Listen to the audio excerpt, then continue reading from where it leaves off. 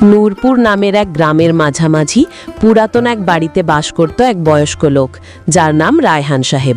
তিনি যদিও বড়লোক নন, তবে গরিবও নন। তার ছিল 2 মেয়ে। তাদের ছোটবেলায় মা মারা যায়। এক মেয়ের নাম মেহেরিন, যে কিনা খুব শান্ত স্বভাবের। এটা হলো তাসনিম, যে কিনা অহংকারের দোকান। ছোটবেলায় তারা একসাথেই থাকতো সবসময়, এক থালায় খাবার খেত, এক বিছানায় ঘুমাতো। কিন্তু বড় হওয়ার সাথে সাথে তাসনিমের মনে আজব এক হিংসা তৈরি হতে থাকে মেহরিনের প্রতি। সবাই মেহরিনের প্রশংসা করত, আর এটাই তাসনিম মেনে নিতে পারত না। মেহেরিন খুব ভালো মেয়ে। তার কথা বলার ধরন, চালচলন একেবারেই সাধারণ, আর খুব শান্ত স্বভাবের একটা মেয়ে, যা এখনকার জামানায় পাওয়াও খুব কঠিন। ভালো মেয়ে পাওয়া এখন খুব কঠিন, আর মেহেরিন যে ঘরে বউ হয়ে যাবে সে ঘর তো সুখময় হয়ে উঠবে। আরে হ্যাঁ, তুমি একদম ঠিক বলেছ। মেহেরিনের মতো মেয়ে ঘরের বউ হলে তো সে ঘর আল্লাহর দয়ায় আলোকিত হয়ে যাবে। এই কথাগুলো তাসনিমের কানে কাটার মতো লাগতো। সে ভাবত, সে কিসে কম মেহেরিন থেকে? মেহেরিন থেকে আমি কম সুন্দর কিসে? তার না আছে রূপ, না আছে জ্ঞান, তবুও সবাই ওর প্রশংসা কেন করে আমি বুঝতে পারি না। মেহেরিন এই সম্পর্কে সব জানত। মেহেরিন ভাবত সে আমার ছোট বোন, আর সময়ের সাথে সাথে সব ঠিক হয়ে যাবে।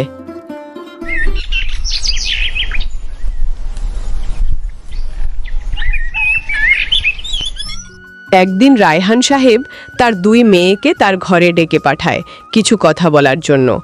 এখন তারা বড় হয়েছে, আর তাই বাবার তাদের নিয়ে অনেক চিন্তাও বেড়েছে। মা মেহেরিন আর তাসনিম, তোমরা এখন বড় হয়েছো, আর তার সাথে আমারও অনেক দায়িত্ব বেড়েছে। এখন আমি তোমাদের সুপাত্রের হাতে দিয়ে আমার দায়িত্ব পালন করতে চাই। এতে তোমাদের কি মত আমার জানা দরকার।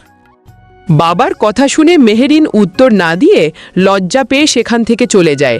আর তাসনিম বলে, বাবা, আমার কোনো সমস্যা নেই, আপনার যা ভালো মনে হয় আপনি করেন, এতে কোনো আপত্তি নেই আমার। আচ্ছা, ঠিক আছে, ভালো কোনো সম্বন্ধ আসলে আমি তোমাদের জানাবো, কেননা এটা তোমাদের সারা জীবনের একটা অনেক বড় সিদ্ধান্ত। তাই আমিও চাই আমার সাথে সাথে তোমরাও যাচাই বাছাই করে নাও। বাবার কথা শুনে তাসনিমও তার ঘরে চলে যায়।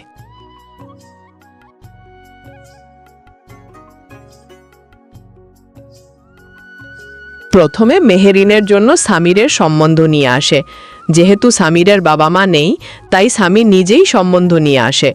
সামির গরিব কৃষক ঠিকই, কিন্তু সে সৎ এবং ভালো মানুষ।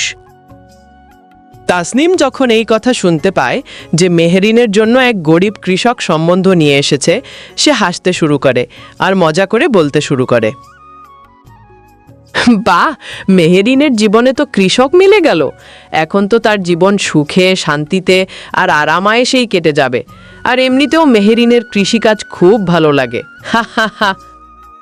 তাসনিমের কথা শুনে মেহেরিন তো কিছু বলেনি, কিন্তু তার বাবা বলে উঠল, সামির কৃষক বটে, কিন্তু সে খুব পরিশ্রমী এবং নরম হৃদয়ের মানুষ। সে মেহেরিনকে খুব ভালো রাখবে। আচ্ছা বাবা, যেটা আপনার আমার জন্য ঠিক মনে হয় আমি তাতেই রাজি, আমার কোনো সমস্যা নেই। অন্যদিকে তাসনিমের জন্য অনেক বড় ব্যবসায়ী তুহিনের সম্বন্ধ আসে, যার কিনা বাড়ি, গাড়ি, চাকর বাকর এবং ধন দৌলতে ভরা। যা শুনে তাসনিমের অহংকার আরও বেড়ে গেল। দেখেন বাবা, ভাগ্যই ভালো জানে কার জন্য কোনটা উপযোগী। বাবা তাসনিমের কথা শুনল, কিন্তু কিছুই বলল না, কেননা বাবা মারা সন্তানের সব ভুল ত্রুটি এবং ভুল করে বলা কথাও মাফ করে দেন। মেহেরিন তাসনিমের কথা শুনে মন খারাপ করেনি, কেননা সে সব সময়ই মেহেরিনের জন্য এমনটাই বলে। বাবা, আমার ভাগ্য নিয়ে আমার কোনো আপত্তি বা অনুশোচনা নেই। আপনি যাকে আমার জন্য পছন্দ করেছেন আমি তাকেই বিয়ে করব।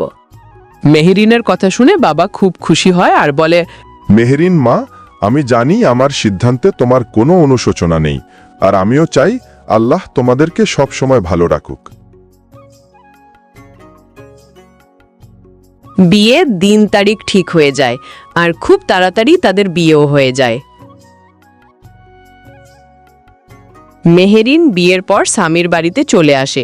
স্বামীর ছোট্ট একটা ঘর আর ভাঙা একটা রান্নাঘর, তার মধ্যে রাখা ছোট ছোট পুতলিতে কিছু খাদ্যশস্য।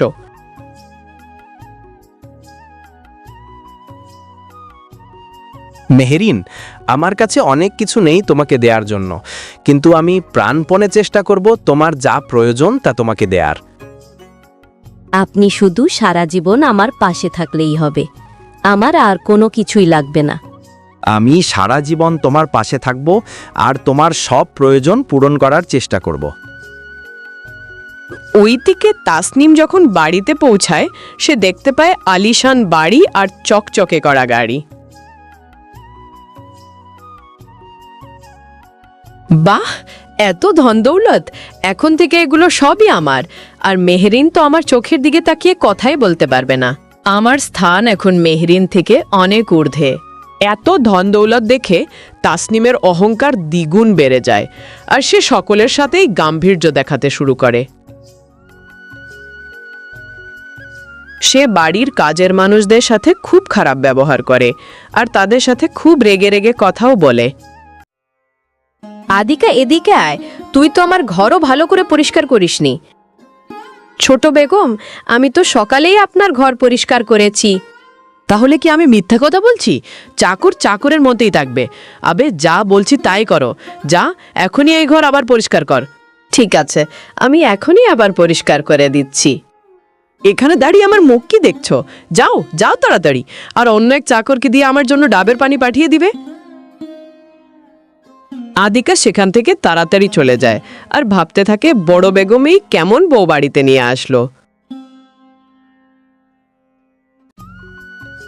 এইভাবেই অনেকগুলো মাস কেটে গেল। অনেকদিন পর মেহেরিন আর তাসনিম বাবার বাড়িতে বেড়াতে এসেছে। মেহেরিন সাদামাটা থাকলেও তাসনিমের গায়ে ভরা ছিল গহনা আর হাতে ছিল দামি ব্যাগ।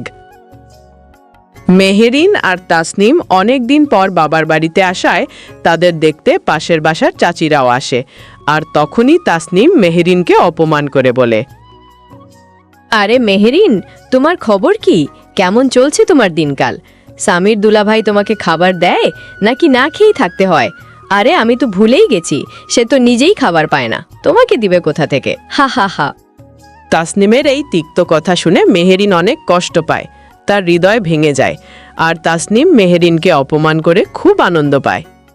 আচ্ছা থাক এখন এসব কথা, এখন যাও, তোমরা বিশ্রাম নাও। অনেকটুকু রাস্তা কষ্ট করে এসেছো তোমরা, পরে আবার কথা হবে। না বাবা, কিসের কষ্ট? আমি তো গাড়িতে করে এসেছি। কষ্ট তো মেহেরিনের হয়েছে, তাকে যে হেঁটে আসতে হয়েছে। মেহেরিন আর তাসনিম কিছু সময় বিশ্রাম নেয়ার পর তারা দুপুরে বাবার সাথে খাবার খেতে আসে। মেহেরিন বাবার সাথে মাটিতে বসে খাবার খেলেও তাসনিম একাই খাটের ওপরে বসে খাবার খায়, কেননা সে এখন অনেক ধনী পরিবারের বউ।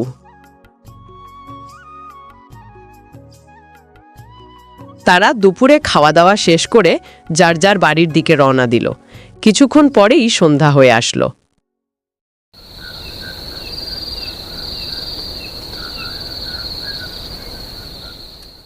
দিন যেতে লাগলো। মেহেরিনের জীবন খুব একটা সহজ ছিল না। ভোর হতেই তাকে উঠে শুরু করতে হতো রান্না বান্না, কেননা খুব ভোরেই তার স্বামী খেতে যায় কাজ করতে। শুধু রান্নাবান্না আর বাড়ির কাজ না, মেহেরিন তার স্বামীর সাথে খেতে খামারেও কাজ করত, যাতে তার স্বামীর পরিশ্রম একটু কম হয়।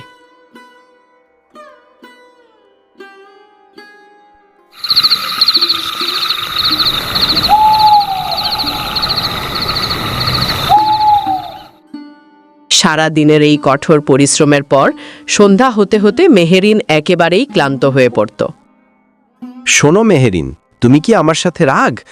আসলে তুমি যেই সুখ শান্তি বা আরামের জীবন প্রাপ্য তা আমি তোমাকে দিতে পারিনি। আরে না না, এ আপনি কি বলছেন?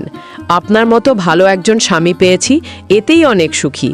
আর আমরা দুজন পাশাপাশি থাকলে একদিন এই মুশকিল সময়ও কেটে যাবে ইনশাআল্লাহ। আজ থাক, তুমি বিশ্রাম নাও, আমি রাতের খাবারটা রান্না করি। আরে না না, আমি রান্না করব। আপনি কেন রান্না করবেন? আপনি সারাদিন অনেক পরিশ্রম করেছেন। তুমি রান্না করতে পারলে আমি কেন রান্না করতে পারবো না? তুমিও তো সারাদিন আমার সাথে অনেক পরিশ্রম করো। তুমি বাড়িতেও কাজ করো, আবার আমার সাথে খেতেও কাজ করো। আজ আর কোনো কথা শুনছি না, আমি নিজের হাতে রান্না করে আমার মিষ্টি বউকে খাওয়াবো।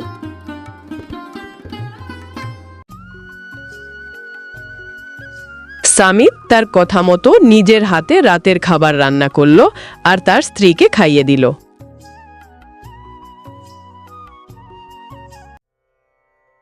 একদিকে যেমন মেহেরিন তার স্বামীর সাথে সুখে শান্তিতে আর ভালোবাসায় দিন কাটাচ্ছিল, অন্যদিকে তাসনিম জীবনে আরাম আয়েশ তো ভোগ করছিল, কিন্তু তবুও তার জীবনে একটা দিকের খুবই খামতি ছিল, আর সেটা হলো স্বামীর ভালোবাসা।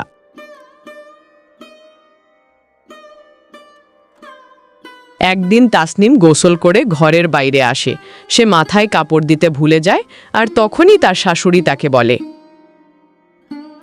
আরে পোড়ামুখী, বাবার বাড়ি থেকে কিছু শিখে আসিসনি নাকি? ঘরের বউরা কিভাবে থাকে, তাদের চলাফেরার ধরন কেমন? এখন তুই আর কিশোরী নেই, এখন তুই এই বাড়ির বউ, সেইটার মর্যাদা তো রাখ। মা, আমাকে ক্ষমা করে দিন, আমার ভুল হয়ে গেছে, পরের থেকে খেয়াল রাখবো। কোন সন্দেশ মনে রাখবি? জানি না উনি কি দেখে তোর মতো মেয়েকে আবার ফুলের মতো ছেলের জন্য বউ করে নিয়ে এসেছে, গরিব ক্ষেত কোথাকার।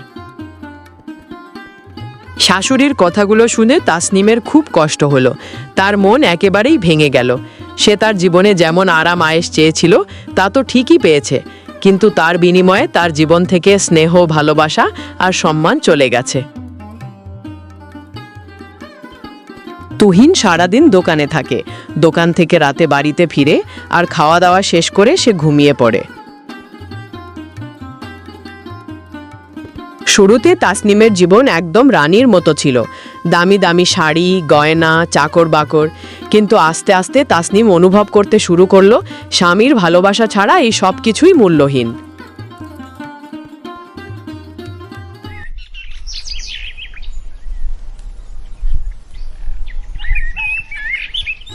প্রতিদিনই এরকম হতে থাকে তাসনিমের সাথে। তুহিন এমন একটা ভাব নিয়ে চলাফেরা করে যেমন সে তাসনিমকে চেনেই না, বা তাসনিমের সাথে তার কোনো সম্পর্কই নেই। আর তাই তাসনিম একদিন তুহিনকে বলেই ফেলল, তুমি এমনভাবে চলাফেরা করো যেন আমি তোমার কিছু হই না, বা তোমার আমার সাথে কোনো সম্পর্কই নেই। তুমি তো আমাকে একটু সময় দিলেও পারো। তাসনিমের কথা শুনে তুহিন খুব রেগে উত্তর দিল, মেয়ে মানুষের মতো থাকো, আমাকে এত প্রশ্ন করতে এসো না। আর তুমি যেই আরাম আয়েশ পাচ্ছ তাতেই সন্তুষ্ট থাকো। তুহিনের কথা শুনে তাসনিম একেবারে স্তব্ধ হয়ে গেল। তার রূপ নিয়ে যে গর্ব ছিল তাও আজ চুরমার হয়ে গেল। যে রূপের প্রশংসা কখনো তার স্বামীই করেনি, সেই রূপ আর কিসের?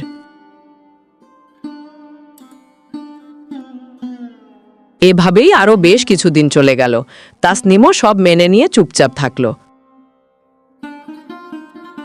হঠাৎ একদিন খবর আসলো তুহিনের ব্যবসার বড় একটা ডিল বাতিল হয়ে গেছে, আর এতে করে তুহিন অনেক ক্ষতিগ্রস্ত হলো। মা, দোকানে অনেক বড় একটা লস হয়ে গেল। তোমাকে বলেছিলাম না অনেক বড় একটা অর্ডার এসেছে, আর সেই অর্ডারটার জন্য অনেক টাকা লোন নিয়েছিলাম, কিন্তু এখন শেষ সময়ে এসে গ্রাহক তো অর্ডারটা ক্যান্সেল করে দিল। এখন তো খুব খারাপভাবে ঋণে জড়িয়ে গেলাম। বাবা, তুই কোনো চিন্তা করিস না, ব্যবসায় এমন উঁচু নিচু হতেই থাকে, আবার ঠিক হয়ে যাবে।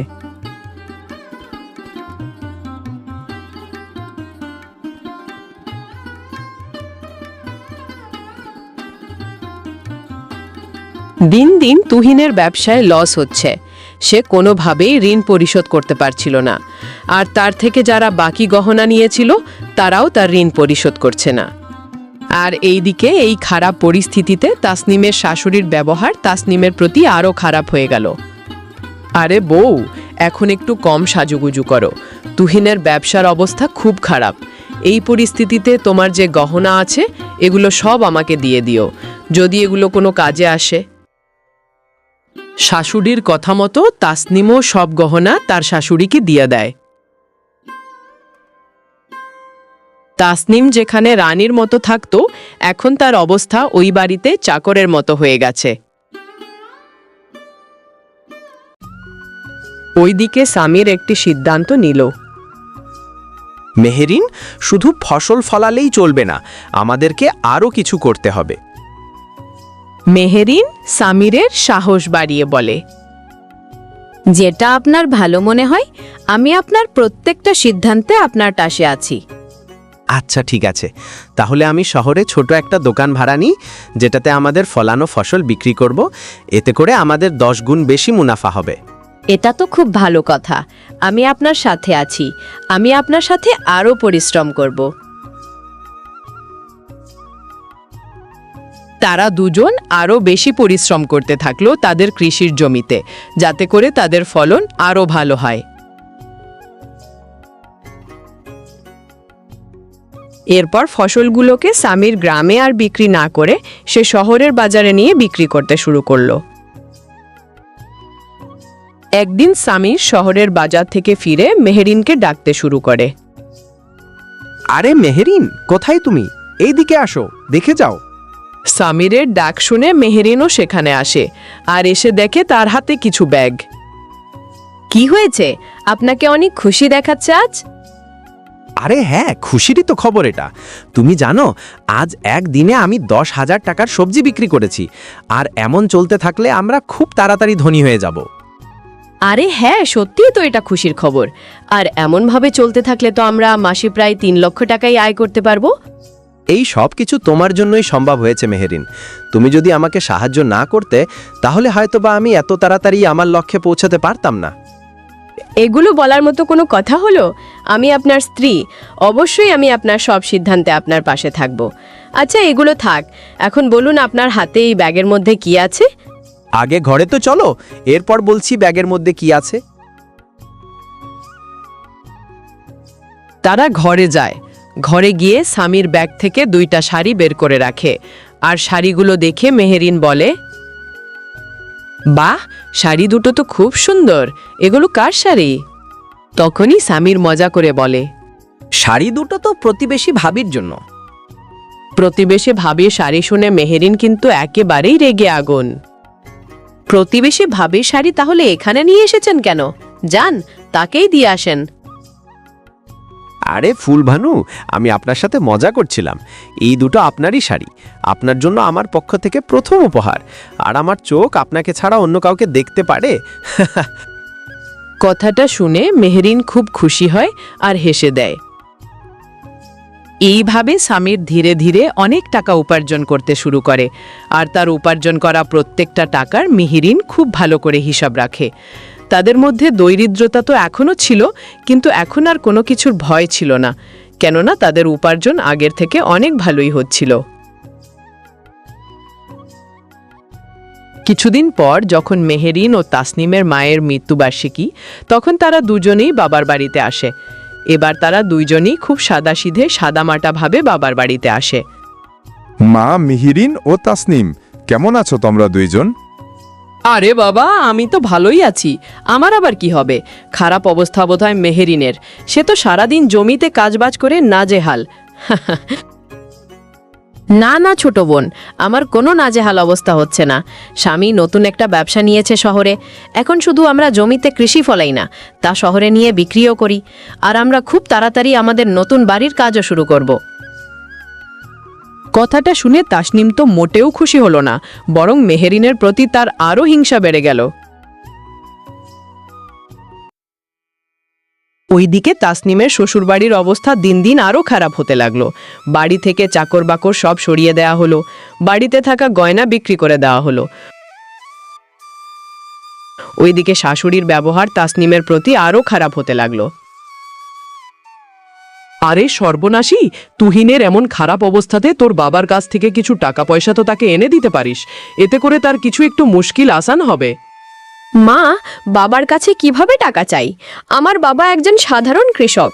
আমার বাবার কাছে জমানো কোনো টাকা পয়সা নেই, আর যাও ছিল তাও নিয়ে আমাদের 2 বোনের বিয়েতে খরচ করে ফেলেছে। এখন তার কাছে কিভাবে টাকা চাই আমি? সর্বনাশী, তোকে বিয়ে করে আনানোটাই আমার ছেলের জন্য কাল হয়েছে। তোর জন্যই আমার ছেলের সব নষ্ট হয়ে গেছে। এগুলো শুনে তাসনিম অনেক কষ্ট পেল। সে ভাবছিল কিসের দৌলত, আমার তো এখানে বিন্দু পরিমাণেও সম্মান আর স্নেহ নেই। না পেলাম স্বামীর ভালোবাসা, না পেলাম শাশুড়ির কাছে সন্তানের মতো স্নেহ। আমার এখানে কোনো অস্তিত্বই নেই। দুই বোনে জীবনে নতুন মন নিয়েছিল।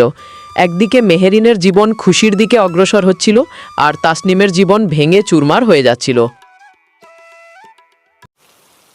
এক রাতে খুব বৃষ্টি হচ্ছিল। ঠিক যেমনটা করে তাসনিমের শাশুড়ি আর স্বামীর দেয়া আঘাতে তাসনিমের চোখে পানি পড়ছিল, ঠিক আকাশ থেকেও অঝরে বৃষ্টি ঝরছিল সেই রাতে। তাসনিম ঘরের এক কোণে বসে অঝরে কান্না করতে করতে এক পর্যায়ে তার চোখের পানিও শুকিয়ে গেল। এমন সময় সে শুনতে পেল বাইরে থেকে তার শাশুড়ি তাকে ডেকে বলছে, আরে পোড়ামুখী, তুই কেন ডুবে মরিস না? আমার ছেলের জীবন নষ্ট করে দিয়েছিস। ঘর বাড়ি সব ধ্বংস হয়ে যাচ্ছে তোর জন্য। না বাবার বাড়ি থেকে টাকা পয়সা নিয়ে আসলি, না সাথে করে ভাগ্য। অপয়া একটা। শাশুড়ির এসব কথা শুনেও তুহিন চুপ ছিল, আর এই তুহিনের চুপ থাকায় তাসনিমের কাছে মনে হচ্ছিল তার সম্পূর্ণ অস্তিত্বই শেষ। এটা সে মেনে নিতে পারছিল না যে এসব কথা শুনেও তুহিন তার জন্য কিছু বলল না।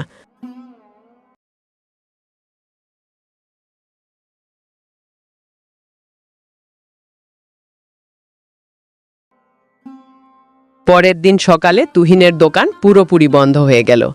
সে কারোই ঋণ পরিশোধ করতে পারছিল না, আর তাই পাওনাদারেরা তার বাড়িকে ঘিরেছিল। এগুলো দেখে তাসনিমের শাশুড়ি তাসনিমকে দোষারোপ করে কঠিন গলায় তাসনিমকে বলে, এখনো আমাদের বাড়িতে কি করছিস? যা বাবার বাড়িতে চলে যা। তোকে বসিয়ে বসিয়ে খাওয়ানোর মতো টাকা পয়সা নেই আমাদের কাছে। শাশুড়ির এসব কথায় তার অহংকার একেবারেই ভেঙে চুরমার হয়ে গেল। সেও কাউকে আর কিছু না বলে একটা ছোট ব্যাগ হাতে নিয়ে বাবার বাড়ির দিকে রওনা দিল।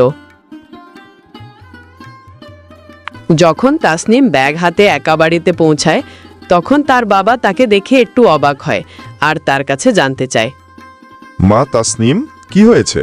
তুমি আজ একা এলে যে? সাথে কেউ আসেনি তোমার? কোনো সমস্যা হয়েছে কি? বাবার কথা শুনে সে নিজেকে ধরে রাখতে পারল না। সে আবার কান্না করতে শুরু করল। বাবা, তারা আমাকে অপয়া ভেবে তাদের বাড়ি থেকে বের করে দিয়েছে। আমার জন্য নাকি তাদের সব শেষ হয়ে গেছে। আমি মুখ বন্ধ করে এতদিন সব সহ্য করেছি, কাউকে কিছুই বলিনি। আমার সব শেষ হয়ে গেছে। আমি অনেক চেষ্টা করেও আমার সংসারটা টিকিয়ে রাখতে পারিনি। কোনো সমস্যা নেই বাবা, তোমার বাবা এখনো জীবিত। তুমি আমার কাছে থাকবে। কে বলেছে তোমার সব শেষ হয়ে গেছে? আমি আছি তোমার পাশে। তাসনিমের বাবা তাসনিমকে ঘরে নিয়ে আসেন, কিন্তু সে দেখতে পায় মেয়ে একা বসে শুধু কান্নাকাটি করছে। আর তখন সে তার বড় মেয়ে মেহেরিনকে ফোন করেন আর বলেন, মা মেহেরিন, কেমন আছো তুমি মা? আমি ভালো আছি বাবা, আপনি কেমন আছেন? আর আপনার কথা এমন শোনাচ্ছে কেন? কি হয়েছে আপনার? আমাকে বলুন। মা মেহরিন, তাসনিম বাড়িতে চলে এসেছে। সে বলছে তার শ্বশুর বাড়ির লোকজন নাকি তাকে বাড়ি থেকে বের করে দিয়েছে। এইভাবে মেহেরিনের বাবা মেহেরিনের কাছে সবকিছু খুলে বলে। ঠিক আছে বাবা, আপনি কোনো চিন্তা করবেন না, আমি আসছি। কিছু সময় পর মেহেরিনও খুব তাড়াহুড়া করে বাবার বাড়িতে চলে আসে। মেহেরিন এসে দেখতে পায় তাসনিম ঘরের এক কোণে বসে কান্না করছে, আর তার মুখটা দেখেই বোঝা যায় সে একেবারেই ভেঙে পড়েছে। ওহ, তাহলে আমাদের ফোরন এখন এতটাই দুর্বল হয়ে গেছে যে একা একা বসে কান্না করছে? এত সহজে হার মানলে চলবে নাকি? মেহেরিন তাসনিমের চোখে মুখে অনুশোচনা স্পষ্ট দেখতে পাচ্ছিল। বোন, পারলে আমাকে মাফ করে দিস। আমি এতদিন যা করেছি খুব খারাপ করেছি। তাসনিমের এমন আচরণ দেখে মেহেরিন অবাক হয়ে গেল। এগুলো আমার পাপের শাস্তি। আমি অহংকারী হয়ে গিয়েছিলাম। তোমাকে ছোট দেখানোর জন্য তোমাকে কত কথাই না বলেছি আমি। আমাকে ক্ষমা করে দিও তুমি। মেহেরিন তাসনিমকে সান্ত্বনা দিয়ে বলে, আমরা বোন, আর বোনদের মধ্যে কত কিছুই হয়। এর মানে এটা না যে আমরা কেউ কাউকে অপছন্দ করি বা ঘৃণা করি। একসময় সব ঠিক হয়ে যাবে। না বোন, আমি বুঝে গেছি, টাকা পয়সা বড় না, সম্পর্কটাই বড় হয়। আমার তোমাকে এমন ছোট করে কথাগুলো বলা কোনোভাবেই ঠিক হয়নি। থাকে এখন এসব কথা।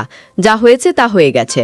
এখন আমাদের সামনের দিকে অগ্রসর হতে হবে, আর আমি চাই তুমি আমার সাথে আমার বাড়িতে চলো। এখানে তুমি একা থেকে কি করবে? বাবার কাছে বলে তারা মেহেরিনদের বাড়ির উদ্দেশ্যে রওনা দিল, কেননা তাসনিম একা থাকলে তাসনিমকে এই সব কথাগুলো আরও ঘিরে ধরবে। মেহেরিন তাসনিমকে নিয়ে তার বাড়িতে চলে আসে আর সামিরের কাছে সবকিছু খুলে বলে। আমি চাই তাসনিম আমাদের সাথে কাজ করুক, এতে করে তার সাথে কি হয়েছে এগুলো খুব সহজেই সে ভুলে যাবে আর সে তার জীবনে অগ্রসর হতে পারবে। ঠিক আছে মেহেরিন, আমার কোনো সমস্যা নেই। আর তাসনিম তোমার বোন মানে আমারও বোন। যেটা তার জন্য ভালো হয় সেটাই করো, আমি তোমার সাথে আছি। তাসনিমও মিহিরিন আর সামিরের সাথে থাকতে শুরু করে আর তাদের সাথে তাদের জমিতে ফসল ফলানোর কাজে লেগে যায়। এতে করে তাসনিমও কিছু টাকা উপার্জন করে। এসব কাজে তাসনিম অভ্যস্ত না থাকায় সে একটা সময় হাঁপিয়ে পড়ে আর এসব কাজ করতে একটু দ্বিধাবোধ করে জানায়, আমি কখনো এসব কাজ করিনি, আমার এগুলো করতে অনেক কষ্ট হয়, আমি মনে হয় আর এই কাজ করতে পারবো না, আমি কি করব আমি বুঝতে পারছি না। পারবে বোন, কোনো কাজই কঠিন না, যদি তুমি সেটা মন দিয়ে করো তাহলে সব কঠিন কাজ সহজ হয়ে যায়, একটু চেষ্টা করলেই হবে, আর আমরা তো তোমার পাশেই আছি। সামিরও তাসনিমকে বুঝিয়ে বলে আর তাদের দুইজনের কথা শুনে তাসনিমের মনে সাহস বাড়ে আর সেও আবার তাদের সাথে কাজ করতে শুরু করে। কাজ করতে করতে তাসনিমের কাছে অনেকগুলো টাকা জমা হয় আর সেটা আবার বোন দিয়ে তাসনিম একটা খাবার হোটেল শুরু করে আর এতে সে দিন দিন আরও অর্থ উপার্জন করে এবং সারা এলাকায় তাদের নাম ছড়িয়ে পড়ে। তার এই কাজে তাকে মেহেরিন আর সামির খুব সাহায্য করে।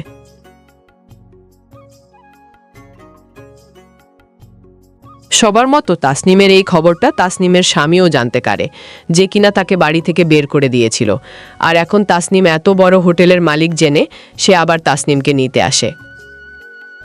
আসসালামু আলাইকুম বাবা, কেমন আছেন আপনি?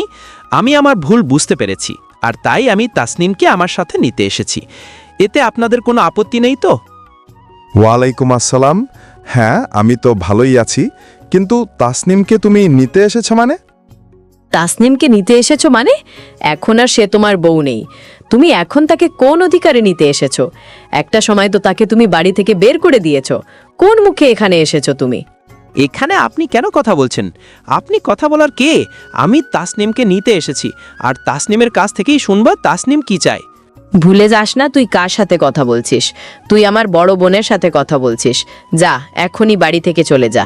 যদি চাস আমরা তোর বিরুদ্ধে কিছু না করি তাহলে এখনই বাড়ি থেকে চলে যা। আর আমি তোর সাথে যাব? আমি আর এখন তোর কিছু হই না, যা বেরিয়ে যা। তুহিন আর কিছু না বলে সেখান থেকে চলে গেল। এভাবেই হাসি খুশিভাবে তাদের সকলের দিন কাটতে থাকে। কিন্তু তাসনিম কতদিন আর একা থাকবে? তাসনিমের বাকিটা জীবন বাকি আছে, আর তাই সবাই ভেবেচিন্তে তাসনিমের জন্য একটি সুপাত্র দেখে তাসনিমকেও তারা বিয়ে দিয়ে দেয়।